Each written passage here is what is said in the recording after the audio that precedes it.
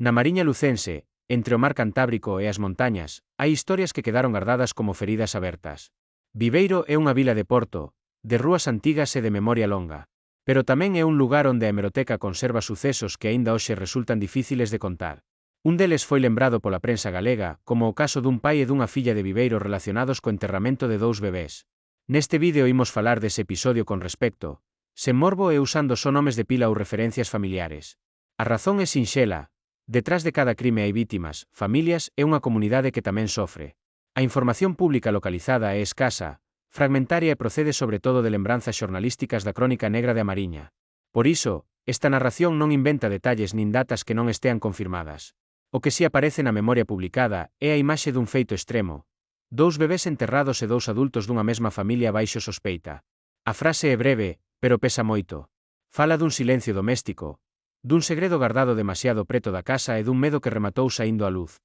Naqueles tempos, moitas traxedias familiares chegaban aos xornais envoltas en poucas palabras e moitas sombras.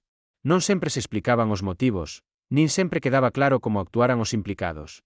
Mais o recordo do caso sobreviviu porque tocaba un límite moral que calquera sociedade recoñece de inmediato.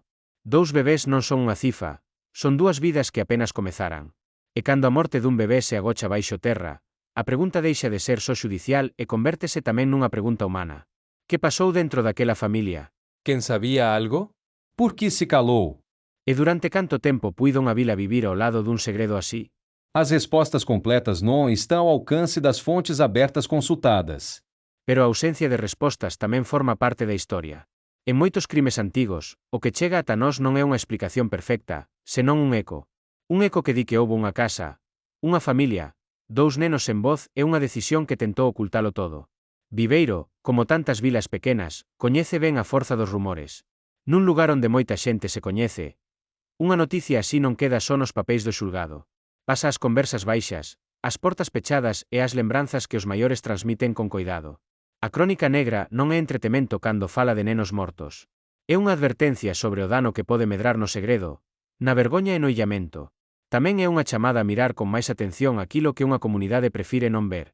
Neste caso, a figura do pai e da filla aparece unida pola lembranza dun acto que a prensa resumiu con dureza: enterrar 2 bebés. Non imos converter esa frase nun espectáculo. Imos deixá-la no seu sítio, como um feito grave, doloroso e incompleto, que pede prudência. A prudência non significa esquecer. Significa contar sen engadir falsidades, sen sinalar máis do necesario e sen roubarlles ás vítimas a súa dignidade. Por iso falamos de Viveiro, do mar, das rúas e desa memoria que ás veces aparece nun titular antigo. Falamos tamén do silencio, porque o silencio pode protexer, pero tamén pode destruir. Cando unha historia así volve á luz, non debería facelo para alimentar curiosidade baleira. Debería facelo para lembrar que a vida máis frágil merece a maior protección.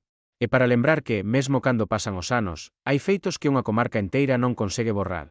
A historia do pai e da filla de Viveiro segue aí, nunha zona de sombra da memoria galega.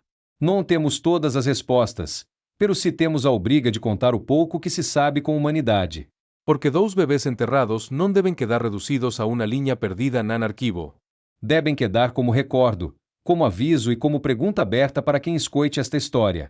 En Viveiro, o mar segue entrando e saindo, as campás seguen marcando as horas e a vida continúa. Pero baixo a superficie tranquila de algunhas vilas, a memoria conserva nomes que xa case ninguén pronuncia. E conserva tamén historias que, por duras que sexan, deben ser tratadas con verdade, respecto e silencio cando o silencio é necesario. Esta foi a lembranza dun caso escuro de Viveiro. Unha historia mínima nos datos, pero enorme no seu peso moral.